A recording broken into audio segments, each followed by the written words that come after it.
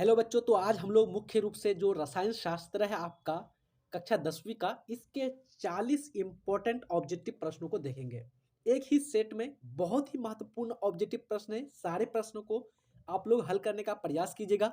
जो प्रश्न आपसे नहीं बनेगा, प्रमुख रूप से उसका स्क्रीनशॉट खींच लेनी है या फिर आप लोग को अपने कॉपी में नोट डाउन कर लेनी है। ये आपका 7वां सेट है। इससे पहले हम लोग 20-20 प्रश्नों को देख रहे थे, लेकिन इसमें हम लोग मुख्य रूप से 40 प्रश्नों को देखेंगे, जो आपका बहुत ही इंपॉर्टेंट है, बहुत बार पूछा भी हुआ है और मैं आपको बहुत ही अच्छी तरह से विश्लेषण के साथ बताऊंगा और कैसे कैसे प्रश्न आपके बोर्ड परीक्षा में पूछे जाते हैं, यहाँ से आपको थोड़ा सा अनुमान लग जाएगा।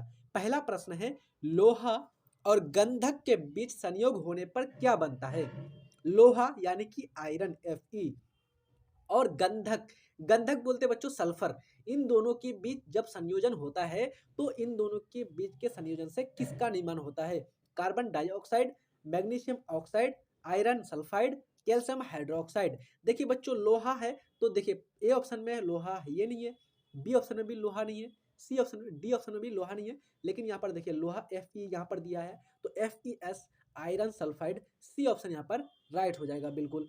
अगला प्रश्न है, ऊष्मा के प्रभाव से होने वाले अभिक्रिया को क्या कहते हैं? यानी कि यदि कोई अभिक्रिया ऊष्मा के प्रभाव के कारण होती है, ऊष्मा की उपस्थिति के कारण होती है, तो उसको क्या कहेंगे? विद्युत अपघटन, ऊष्मीय अपघटन, एकल विस्थापन, अवक्षेपण। तो बच्चों, जब ऊष्मा के प्रभाव से होगा तो उसको हम लोग कहेंगे ऊष्मीय अपघटन, यानी कि राइट ऑप्शन यहाँ पर बी हो जाएगा। अगला प्रश्न है, निम्न में कौन सा भस्म नहीं है? आपको बताना है इन चारों में से कौन भस्म यानी कि क्षार नहीं है। Calcium oxide, sodium chloride, sodium hydroxide, sodium carbonate. तो मैं आपको बता दूं बच्चों, भस्म प्रमुख रूप से होता है, चाहे वो धातुओं का ऑक्साइड होगा तो वो भस्म होगा, या धातुओं का हाइड्रोक्साइड होगा तो वो भी भस्म होगा, जैसे CaOH का होल 2, या धातु का कोई भी कार्बोनेट होगा जैसे CaCO3, ये कार्बोनेट, ये भी भस्म होगा, या धातु का कोई बाइकार्बोनेट हो जैसे CaHCO3 यानी कि कैल्शियम बाइकार्बोनेट, तो ये भी भस्म होगा। तो स्पेशली रूप से ध्यान दीजिए, ऑप्शन ए कह रहा है कैल्शियम ऑक्साइड, तो ये आपका भस्म है। ऑप्शन सी में है सोडियम हाइड्रोक्साइड, हाइड्रोक्साइड है, ये भी भस्म होगा। ऑप्शन डी कह रहा है आपका सोडियम कार्बोनेट, तो धातु के साथ कार्बोनेट है, ये भी भस्म होगा। लेकिन बी ऑप्शन में है आपका सोडियम क्लोराइड, जो कि आपका उदासीन है। सोडियम क्लोराइड यानी कि नमक, नमक क्या होता है? उदासीन होता है, इसलिए ये आपका भस्म नहीं है। राइट ऑप्शन बी हो जाएगा। 2021 में यह प्रश्न पूछा हुआ है। अगला प्रश्न है, निम्नांकित में कौन प्राकृतिक सूचक है? आपको बताना है चारों ऑप्शन में कौन जो है प्राकृतिक सूचक है। 2021 का प्रश्न है।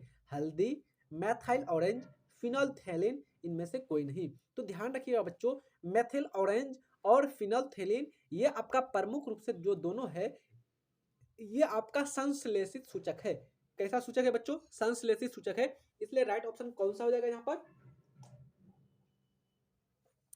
राइट ऑप्शन बच्चों यहाँ पर सॉरी आपका ए हो जाएगा, हल्दी हो जाएगा। ठीक है। अगला प्रश्न है, धातुओं के उस गुण को क्या कहते हैं जिसके कारण उसे पीट कर चादर बनाया जा सकता है? यानी कि जब धातु को पीटा जाता है और उसको पीट कर चादर बनाई जाती है, तो धातु के उस गुण को क्या कहते हैं? आघात वर्धता, तन्यता, सामरिक, इनमें से कोई नहीं। तो ध्यान दीजिएगा बच्चों, जब एक मान लीजिए ये आपका लंबी एक धातु है, लोहा है, इसको हमने पीटा, हथौड़े से मारा, मार करके इसको चादर बना दिया, तो इसको जो चादर बना दिए, इसको हम लोग कहते हैं आघात वर्ध्यता। क्या कहते हैं? आघात वर्धन्यता या फिर आघात वर्ध्यता।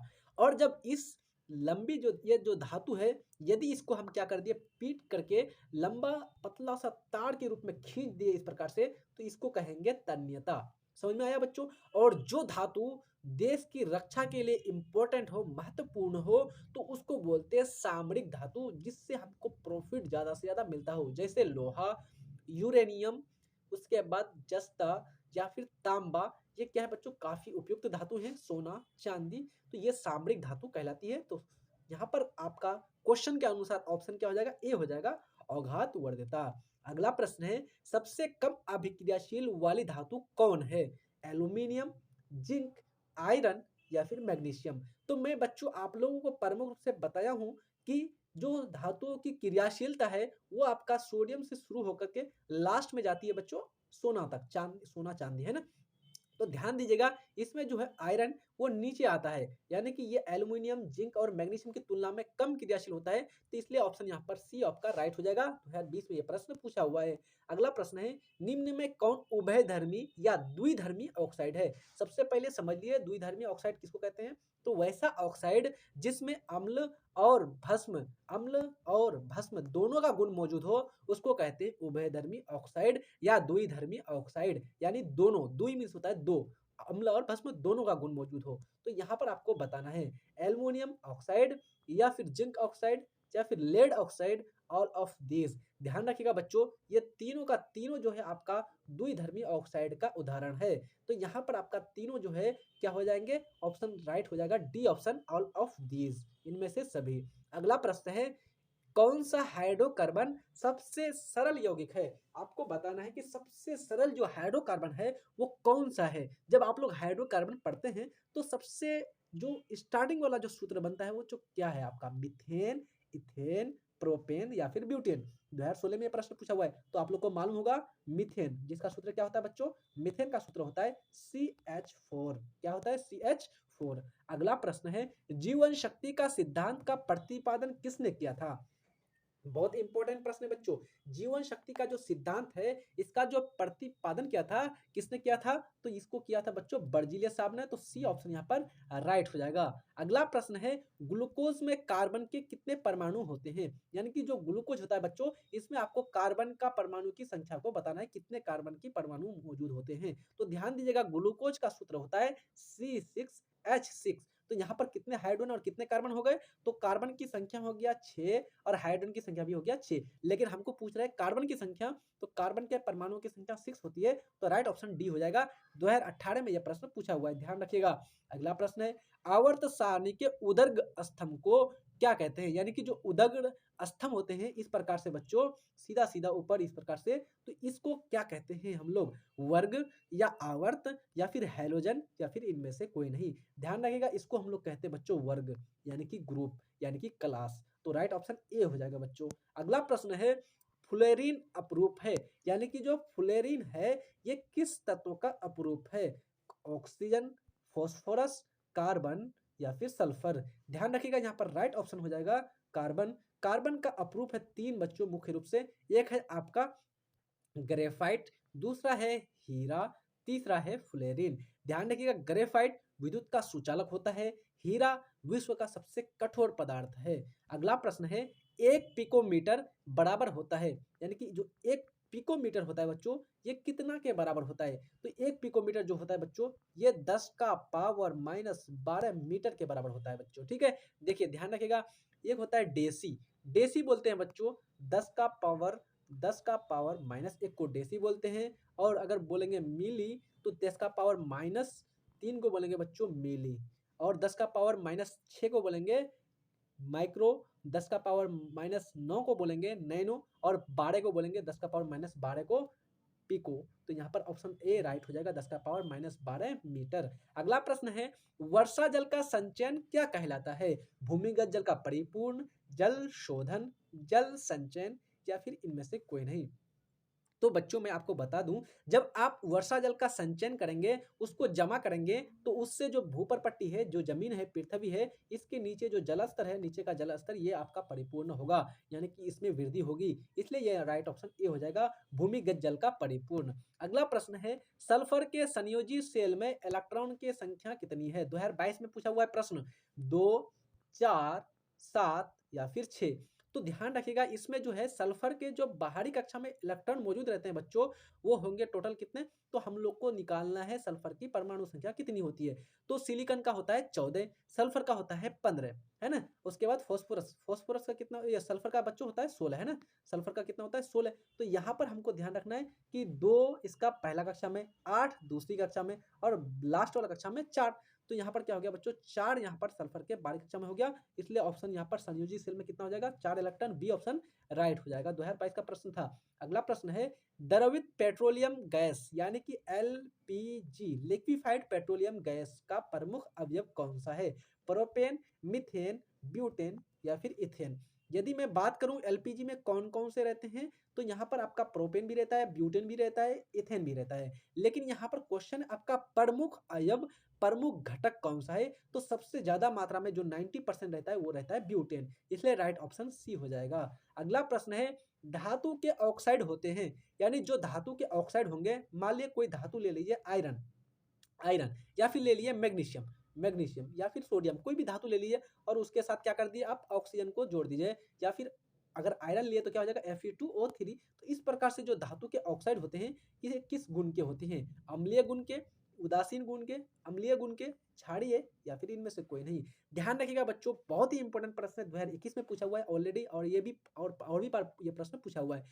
तो यहाँ पर जो धातु के ऑक्साइड होते हैं वो क्षारीय गुण के होते हैं, भास्मिक होते हैं, राइट ऑप्शन सी हो जाएगा। अगला प्रश्न है, वसा युक्त खाद्य पदार्थ को सड़ने से बचाने के लिए जिस बाहरी पदार्थ का इस्तेमाल किया जाता है वो क्या कहलाता है, यानी कि जब कोई फैटी युक्त पदार्थ होगा, वसा युक्त पदार्थ होगा, तो उसे आप जो है क्या करेंगे, सड़ने से बचाने के लिए या बाहरी पदार्थ का इस्तेमाल किया जाता है, जिससे उसको क्या कहते हैं, उत्प्रेरक, एंटीऑक्सीडेंट, एंजाइम, इनमें से कोई नहीं। तो एंटीऑक्सीडेंट यानी कि ऑक्सीजन से रिएक्ट नहीं कर पाएगा, सड़ने से उसको बचा देगा, उसके लिए हम लोग एंटीऑक्सीडेंट नामक पदार्थ का प्रयोग करते हैं। अगला प्रश्न है, जल में घुलनशील भस्म क्या कहलाता है, यानी कि जब कोई भस्म जल में घुल जाता है तो उसको क्या कहते हैं, अम्ल, क्षार, लवण, इनमें से कोई नहीं। तो जल में घुलनशील भस्म को क्षार कहते हैं। ऑप्शन यहाँ पर क्या होगा, बी राइट हो जाएगा। 2022 का प्रश्न है, आर साहब ने कहा था जल में घुलनशील भस्म को क्षार कहते हैं।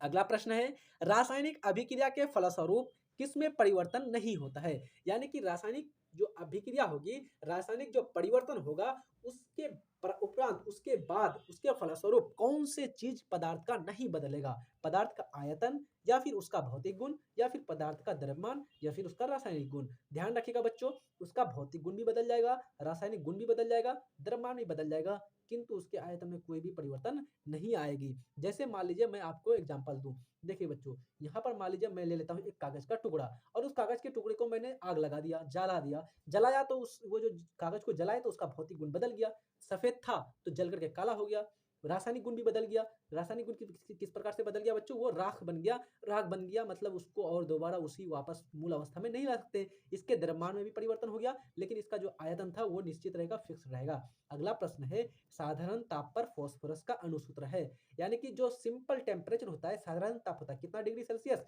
37 डिग्री सेल्सियस को साधारण ताप बोला जाता है, कमरे का ताप बोला जाता है। तो इस टेम्परेचर पर जो फास्फोरस होते हैं उसका अणुसूत्र क्या होता है, पी, या फिर P2, या फिर P3, या फिर P4। ध्यान रखिएगा बच्चों, इसका जो सूत्र होता है वो होता है P4, इसका जो अणुसूत्र होता है। 2016 में ये प्रश्न पूछा हुआ है। अगला प्रश्न है, इमली में कौन सा अम्ल पाया जाता है, बहुत ही इंपॉर्टेंट प्रश्न है, पूछा हुआ प्रश्न है बच्चों ये भी आपका। इमली में आपको बताना है सिट्रिक अम्ल, टार्ट्रिक अम्ल, एसिटिक अम्ल, या फिर टैनिक अम्ल। तो ध्यान रखिएगा, यहाँ पर आपका इमली में हो जाएगा टार्ट्रिक अम्ल, ए बी ऑप्शन यहाँ पर आपका राइट हो जाएगा। बाकी यदि हम सिट्रिक अम्ल की बात किया तो सिट्रिक अम्ल किसमें पाया जाता है, नींबू में पाया जाता है सिट्रिक अम्ल, संतरा में पाया जाता है सिट्रिक अम्ल, कच्चा आम या फिर कच्चा अंगूर, ये सब में आपका खट्टे पदार्थों में सिट्रिक अम्ल पाया जाता है। एसिटिक अम्ल किसमें पाया जाता है, एसिटिक अम्ल आपका सिरका में पाया जाता है, एसिटिक अम्ल, ये भी पूछा हुआ है। टैनिक अम्ल किसमें पाया जाता है बच्चों, तो चाय में पाया जाता है आपका टैनिक अम्ल, ठीक है।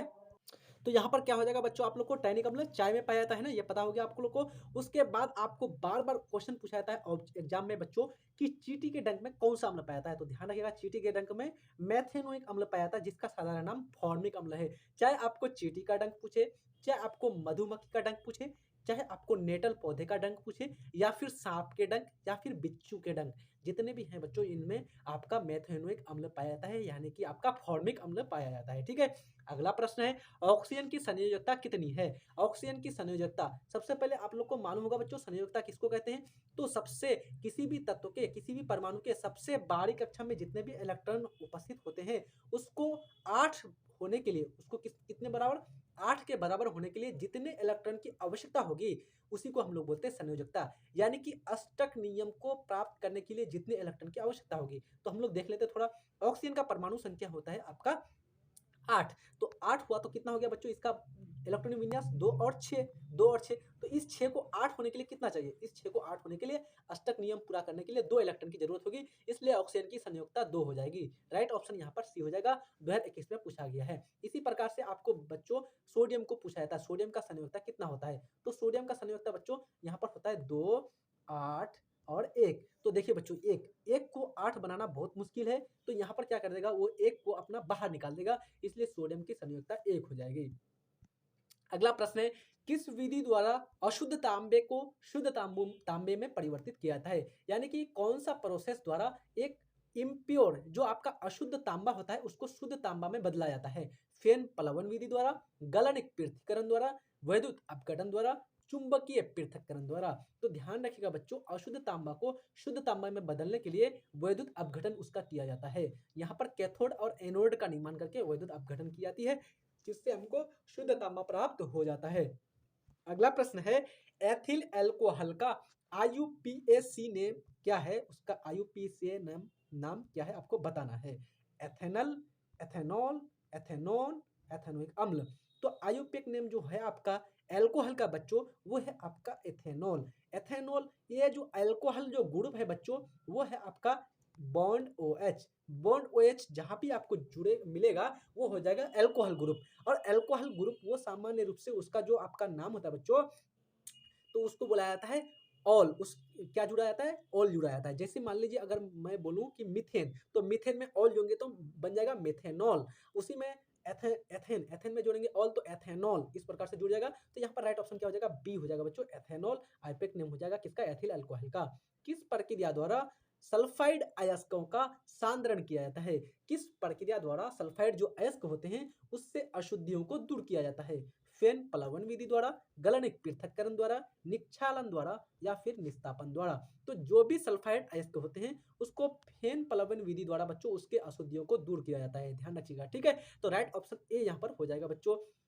अगला प्रश्न है 27वें नंबर का, ब्यूटेन C4H10 के कितने समायवी संभव है? यानी कि जो ब्यूटेन है, ब्यूटेन C4H10 इसके कितने समायवी आप बना सकते हैं? तो यहाँ पर राइट ऑप्शन कितना हो जाएगा? कार्बन की संख्या कितनी है बच्चों? 4। तो यहाँ पर बन जाएगा इसका 5 समायवी। तो राइट ऑप्शन ए हो जाएगा। 2021 का ये प्रश्न आपका पूछा हुआ है। अगला प्रश्न है, इससे पहले मैं आपसे रिक्वेस्ट करूंगा यदि आप लोग चैनल में कोई भी बच्चे न्यू हैं तो प्लीज सब्सक्राइब कर दीजिएगा, अपने दोस्त यार को ये चैनल शेयर भी कर दीजिएगा, क्योंकि हम लोग इसमें सारी कक्षाओं के अध्ययन यानी कि बिलो 10 और 10 से नीचे के जो भी कक्षाएं हैं उसका अध्ययन हम लोग अध्यायवार कर रहे हैं। तो यहाँ पर आप लोग सब्सक्राइब कर दीजिएगा।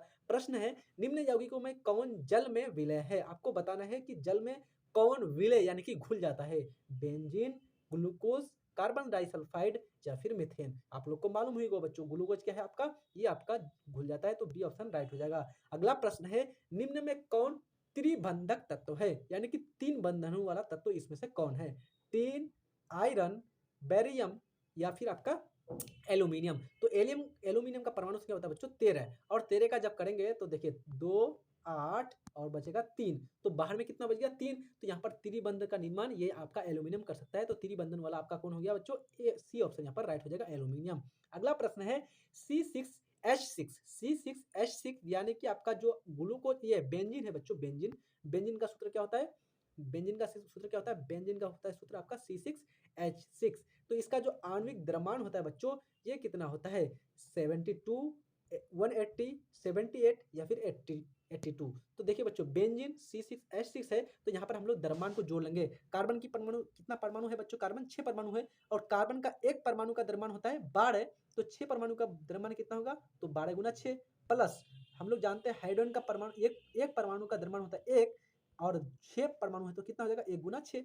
अब इसको जोड़ दिए तो 12 6 का 72 और 6 गुना 1 6, 72 और 6 78। तो यहाँ पर राइट ऑप्शन कौन सा हो जाएगा बच्चों? सी ऑप्शन हो जाएगा। ये क्वेश्चन आपका 2017 में पूछा हुआ है। अगला प्रश्न है, एक मिश्र धातु जिसमें 90% कॉपर हो और 10% तांबा हो, तो इस मिश्र धातु का नाम क्या होगा?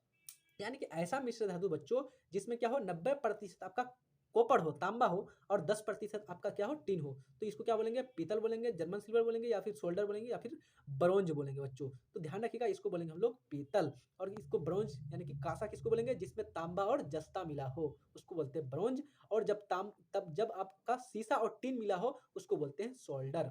ठीक है। अगला प्रश्न है 32वें नंबर का, क्लोरोमीथेन का सूत्र होता है, यानी कि जो क्लोरोमीथेन होता है उसका सूत्र क्या होगा? CH4 CH3Cl CH2Cl2 C2H4। तो यहाँ पर हम लोग क्या करेंगे बच्चों, सबसे पहले जानेंगे मीथेन। मीथेन का सूत्र होता है CH4। अब हम लोग को बोल रहा है कि क्लोरोमीथेन बनाना है, तो उस मीथेन में क्या कर देंगे, एक क्लोरीन को जोड़ देंगे। तो CH4 है, तो अगर एक क्लोरीन जोड़ेंगे तो हाइड्रोजन 4 से घट करके 3 हो जाएगा और एक क्लोरीन इसमें जोड़ देंगे। इस प्रकार से हो गया क्लोरोमीथेन। यहाँ पर क्लोरोमीथेन CH3Cl कौन सा ऑप्शन है? राइट ऑप्शन बी है, तो बी ऑप्शन यहाँ पर सही हो जाएगा। अगर हम लोग सी ऑप्शन को देखें तो इसका नाम हो जाएगा डाइक्लोरोमीथेन, और ये हो जाएगा आपका एथीन, और ये हो जाएगा मीथेन, और ये हो जाएगा क्लोरोमीथेन। तो राइट ऑप्शन बी है। अगला प्रश्न है, कौन सबसे अधिक कठोर पदार्थ है? आपको बताना है सबसे जो कठोर पदार्थ होता है कौन होता है, लोहा, पत्थर, हीरा या फिर ग्रेफाइट। तो मैंने आपको पहले ही बोला बच्चों, हीरा विश्व की सबसे कठोरतम पदार्थ है। हीरा किसका अपरूप है? तो कार्बन का अपरूप है हीरा। अगला प्रश्न है, किस गुण के कारण धातुओं के जो तार होते हैं तार बनाए जाते हैं? यानी कि धातु का किस गुण के कारण उसको तार बनाया जाता है, पतले तार के रूप में खींचा जाता है? आघात वर्धनीयता, उसमें चालकता, तन्यता या फिर कठोरता। तो ध्यान रखिएगा, मैंने पहले ही बोला था तन्यता जो है, तन्यता गुण के कारण धातुओं के पतले तार बनाए जाते हैं। बॉन्ड COOH अभिक्रियाशील मूलक को क्या कहते हैं? कीटोन, एल्डिहाइड, अम्ल या फिर ईथर। तो यहाँ पर इसको बोलते हैं कार्बोक्सिलिक अम्ल, यानी कि सी ऑप्शन यहाँ पर राइट हो जाएगा बच्चों, अम्ल।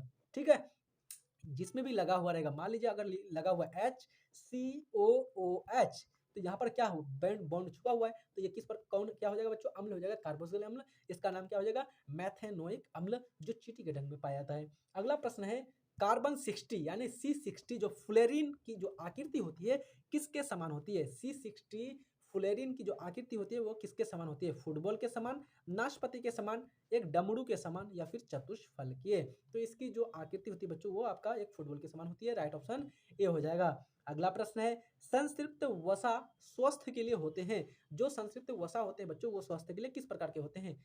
हानिकारक, स्वास्थ्यवर्धक, विषैले या फिर इनमें से कोई नहीं। तो ये आपका होते हैं स्वास्थ्यवर्धक, लाभदायक। तो बी ऑप्शन आपका सही हो जाएगा। अगला प्रश्न है, यहाँ पर आपका एथेनॉल का क्रियाशील मूलक है, यानी जो एथेनॉल है इसका क्रियाशील मूलक का नाम आपको बताना है। तो एथेनॉल यानी कि एल्कोहल, एल्कोहल का हम लोग जानते हैं बच्चों इसका क्रियाशील मूलक बॉन्ड OH कहलाता है। तो ए ऑप्शन आपका राइट हो जाएगा, 2013 में प्रश्न पूछा हुआ है। यदि मैं और बात करूं, ये तो ऑप्शन आपका ए सही हो जाएगा, लेकिन बॉन्ड CHO किसका है? तो एल्डिहाइड का क्रियाशील मूलक है। बॉन्ड COOR ये किसका है बच्चों? तो ये आप लोग को मालूम होगा, ये आपको मालूम होगा किसका है बच्चों, ये आपका प्रमुख रूप से अल्काइल ग्रुप का है, और ये आपका कीटोन ग्रुप का है ना। अगला प्रश्न है, संतृप्त हाइड्रोकार्बन श्रेणी के सदस्य कहलाते हैं, यानी कि जो संतृप्त हाइड्रोकार्बन होते हैं उस श्रेणी के सदस्य क्या कहलाते हैं? एल्काइन, एल्कीन, एल्केन या फिर एल्केनोल। तो जो भी संतृप्त हाइड्रोकार्बन के जो भी श्रेणी के सदस्य होंगे वो क्या कहेंगे बच्चों? तो सीधा सीधा वो आपका एल्केन कहलाएंगे। तो राइट ऑप्शन सी हो जाएगा। अगला प्रश्न है, और ये लास्ट अंतिम प्रश्न है, इसके बाद हमारा सेशन समाप्त हो जाएगा। आप लोग से रिक्वेस्ट करूंगा यदि चैनल में न्यू है तो सब्सक्राइब कर दीजिएगा। निम्न में कौन सही युग्म को दर्शाता है? यानी कि सही युग्म आपको बताना है, सही जोड़ा इसमें से कौन है? 2012 में यह प्रश्न पूछा हुआ है। मीथेन और एथिलीन, मेथिल एल्कोहल और ईथर, प्रेपेनोन और प्रोपेनोन और ब्यूटेनोन, इनमें से कोई नहीं। तो यहाँ पर राइट ऑप्शन कौन सा हो जाएगा बच्चों? सी ऑप्शन हो जाएगा। क्यों? देखिए यहाँ पर मीथेन है, एन मीथेन, और एथिलीन, देखिए यहाँ पर एन और इन दे दिया तो दोनों अलग अलग हो गया। अच्छा, इसमें दिया है एल्कोहल और ईथर, एल्कोहल अलग ग्रुप है और ईथर अलग ग्रुप है। लेकिन सी ऑप्शन को देखेंगे, प्रोपेनोन और ब्यूटेनोन यानी कि कीटोन ग्रुप का, दोनों कीटोन ग्रुप का है, तो दोनों आपका एक ही युग्म को दर्शाता है, सही युग्म को दर्शाता है। तो सी ऑप्शन यहाँ पर आपका राइट हो जाएगा बच्चों। तो ये सारा प्रश्न आप लोग को बहुत ही बढ़िया लगा होगा, बहुत ही महत्वपूर्ण था बच्चों ये आप लोगों के लिए। अगर आप लोगों को कहीं पर भी कंफ्यूजन है तो आप लोग कमेंट कर दीजिएगा, लाइक करना नहीं भूलेगा यदि आप लोग को वीडियोस अच्छे लग रहे हैं तो, और किस तरह के वीडियोस आप लोग को चाहिए आप लोग कमेंट जरूर कीजिएगा। ठीक है, पढ़ते रहिए अच्छी तरह से, मिलते हैं नेक्स्ट वीडियो में, तब तक के लिए जय हिंद, धन्यवाद।